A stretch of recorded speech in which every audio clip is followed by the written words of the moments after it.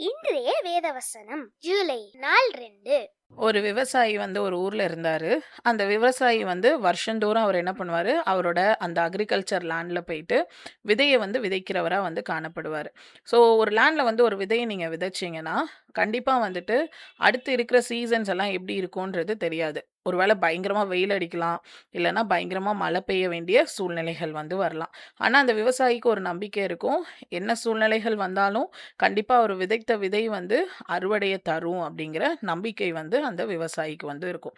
அதே போல தான் ஆண்டவர நம்புற பிள்ளைகளா நீங்க காணப்பட்டீங்கன்னா, ஆண்டவர் உங்களுக்கு ஒரு உறுதிய குடுக்குறாங்க. என்ன அப்படின்னு சொல்லி பார்த்தீங்கன்னா, உபாகமம் 7ஆம் அதிகாரம் 9வது வசனத்துல, "உன் தேவனாகிய கர்த்தரே தேவன் என்றும், தம்மில் அன்பு கூர்ந்து தமது கற்பனைகளை கைக்கொள்ளுகிறவர்களுக்கு அவர் 1000 தலைமுறை மட்டும் உடன்படிக்கையையும், தயையையும் காக்கிற உண்மையுள்ள தேவன்."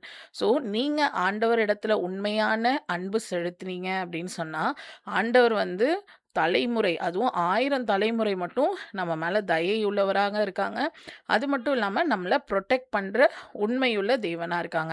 எப்படி அந்த விதை கண்டிப்பா பலன் தரும் அப்படின்னு சொல்லிட்டு அந்த விவசாயி நம்புறாரோ, அதே போல நம்மளுடைய நம்பிக்கை முழுமையா ஆண்டவர் மேல இருக்கும்போது, ஆண்டவர் அதற்கேற்ற பலன நமக்கு தராங்க.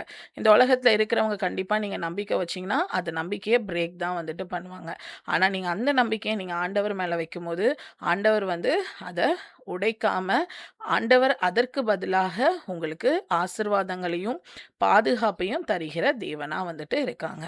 Thank you. Have a nice day.